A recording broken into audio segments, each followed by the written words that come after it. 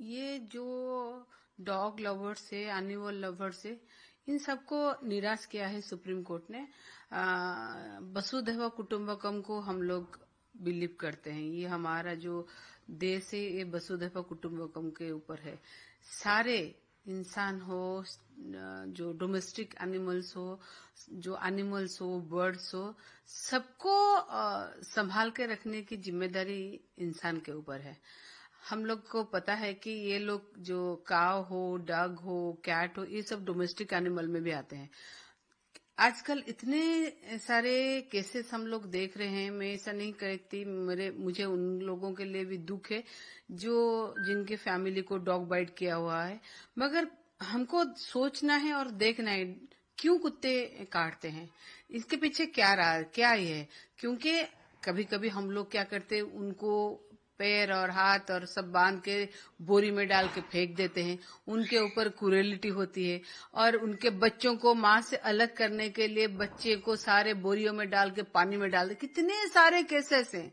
मगर जहाँ हम देखें पासी में कि जब कुत्ते के बच्चों को इंसान पानी में डाल के मार रहा होता है, तभी कुत्ते सारे एक अबंडन चाइल्ड को बचा गए। ये न्यूज हुआ था, वायरल भी हुआ। और ये जो वर्डिक्ट आया, जिस दिन ये वर्डिक्ट आया, मैं तो बहुत दुख हुआ कि उसी दिन तेलंगाना का एक सरपंच ने 300 कुत्ते को पॉइजनस ये दे के मार डाला। ये कहाँ का न्याय है सर? कहाँ का न्याय है? आप अगर इंसान को अगर कुत्ते काट ले तो मारो इंसान, मगर इंसान जो कुत्ते और जो पशुओं के साथ कर रहा है उसके लिए क्या आपके आईनी है, क्या नियम है? ऐसा नहीं होना चाहिए। खासकर जो डॉग फीड फीड नहीं करेंगे तो डॉग मर ही जाएंगे, सारे मर जाएंगे। तो एक ही साथ में मार दीजिए। ये मतलब जो फरमाना आप जारी किए हैं ना, घर में लेके कुत्ते रखे, घर में स्ट्रे डॉग रखे जाते हैं क्या? मैं पूछना चाहती हूँ। घर में हम लोग अपने ही घर में, अपनी ही लोकेलिटी में ही खाना देते हैं, जो भी देते हैं। कम से कम सोचिए कि ये कहाँ जाएंगे। आप ना जब श्राद्ध होता है तब आपको काले कुत्ते की जरूरत होती है आप लेके खाना देने के लिए, और जिस दिन श्राद्ध नहीं होता वही काले कुत्ते को मारते हैं आप। ये जो डुअल मानसिकता है ना, इसको छोड़िए। मैं एक एनिमल लवर हूँ।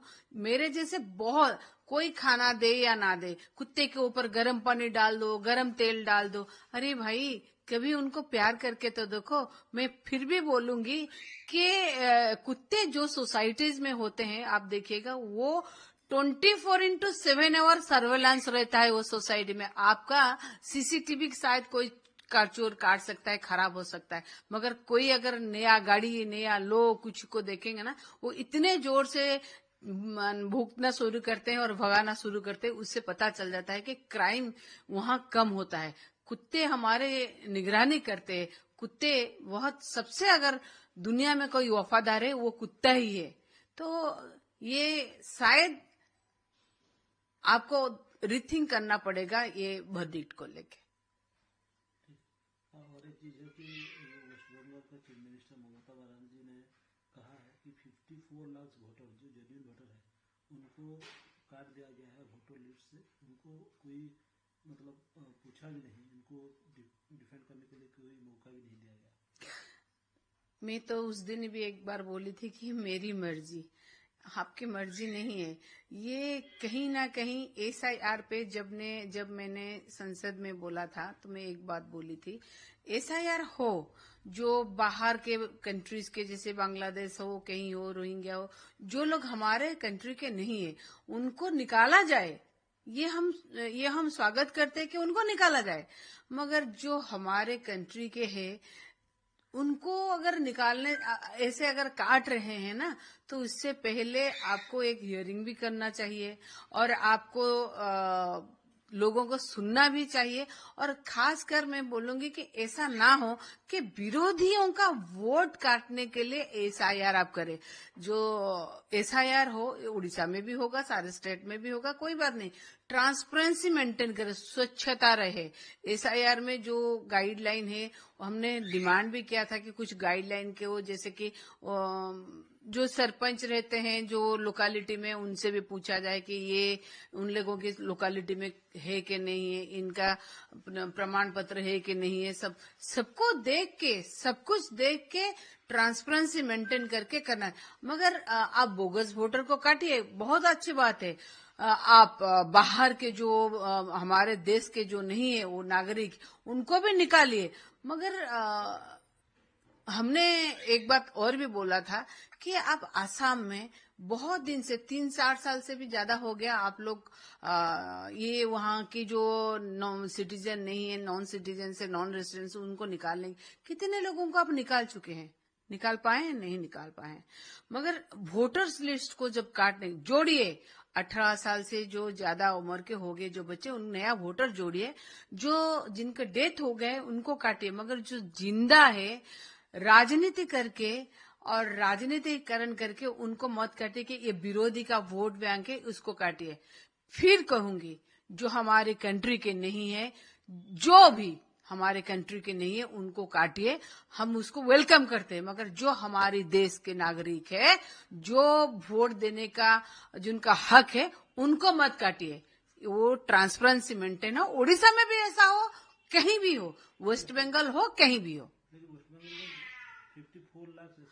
अगर ये बात सच है, अगर ये बात सच है तो बहुत, मगर सच है, और वो जो वोटर को काटे हैं, अगर वो वहां के नागरिक है, तो ये बहुत ही मैं बोलूंगी शर्मनाक बात है।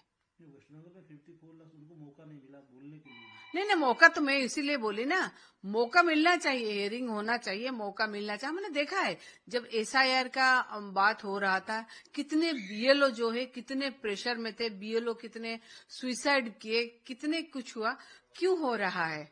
इतने जल्दबाजी क्यों है? क्यों लोगों को बोलने का मौका नहीं दिया जा रहा है? आप बाहर के विदेशियों को निकालिए, मगर जो हमारे देश के उनको सुनिए और सुन के उनको देखिए, और फिर उसके बाद अगर आप सेटिस्फाइड नहीं हो तो फिर काट दीजिए। और जी पार्लियामेंट शुरू हो रहा है फरवरी 28 को, कौन सा इशू उठाएंगे? हम ओडिशा के जरूर इशू उठाएंगे। देखिए, आप ओडिशा में एक नया कानून सरकार लाने के जो ये कर रही है, जो चालान के साथ साथ पोल्यूशन को, लोगों को आज भी क्यू में खड़ा कर किए हुए हैं। और सबसे बड़ी मुद्दा है हमारे जो किसान हैं, जिनके पैडी प्रोक्योरमेंट, जिनके धान मंडी से नहीं उठ पाया, ये सरकार 3100 मतलब 31 रुपया देने की बोल रहे थे, मगर कहाँ कब तक दिए? अभी बोले कि सारे लोगों को नहीं देंगे, सारे पैडी हम 3100 में प्रोक्योरमेंट नहीं करेंगे। ये कहाँ का बात है? आज तक मंडी व्यवस्थित रूप से खुल नहीं पाया, ना लाइन है, ना पानी है, ना मंडी में व्यवस्थित बाथरूम्स कहीं है, ना सोने के कुछ है, ना शेड्स है, ना ये जो गनी बैग दिया जाता है, गनी बैग ठीक है, कहीं चीर फटा हुआ है, कहीं दोनों साइड सिला हुआ है, कहीं अगर 100 के गनी बैग के जाके काउंट करे तो 80 हो रहा है। ये सब जो चासी है ना, ये बहुत मुश्किल में है। और नेशनल हाईवे अथॉरिटी को हम लोग ये करेंगे कि नेशनल हाईवे कैसे, जैसे बाली माफिया बाली लेते बाली डाल के रखते हैं, रास्ते के ऊपर रेत डाला होता है, रास्ते के ऊपर चिप्स डाला होता है, रास्ते के ऊपर बहुत कुछ ऐसे प्रॉब्लम होता है, जिसके चलते लोग, जो महिलाओं की डेथ हुई और उसमें से एक युवा संवादिका है, और बहुत लोगों की ऐसे डेथ होती है। मगर इस बात को नेशनल हाईवे जो अथॉरिटी है इंडिया के, उनको भी हम उठाएंगे कि इसके लिए अगर आप टोल टैक्स ले रहे हैं तो फिर ऐसा क्यों हो रहा है, इसके लिए कौन जिम्मेदार है? जो इतने मूल्यवान लाइफ जा रहे हैं, उसको फिर कंपनसेशन देने की जरूरत है। आप रिस्पॉन्सिबल है, नहीं तो फिर यहाँ के जो लोग जैसे NRC, national human rights commission में केस करते हैं, साधारण हम लोग भी ऐसे ही ये करेंगे, विरोध करेंगे, और संसद में भी विरोध करेंगे। आप ऐसा नहीं कर सकते, आपका जो रिस्पॉन्सिबिलिटी है वो आपका रिस्पॉन्सिबिलिटी आपको लेना पड़ेगा। फिर जो महिला है, महिलाओं के ऊपर हो रहा अत्याचार, कैसे महिलाओं को किस तरह से कर रहे हैं, आप खुद देखे हैं। महिलाओं के ऊपर बार बार हम लोग कह रहे हैं अत्याचार हो रहा है। और जो बहुत जगह में हम लोग देखे हैं कि मतलब जो आईन है, जो कानून है, उसको अपने हाथ में लेके किसी के ऊपर हम लोग ब्रूटल जो ये करते, अटैक करते, उसके ऊपर भी हम ये करेंगे। ये law and order situation Odisha का बहुत खराब है। जरूर उठाएंगे, जरूर उठाएंगे।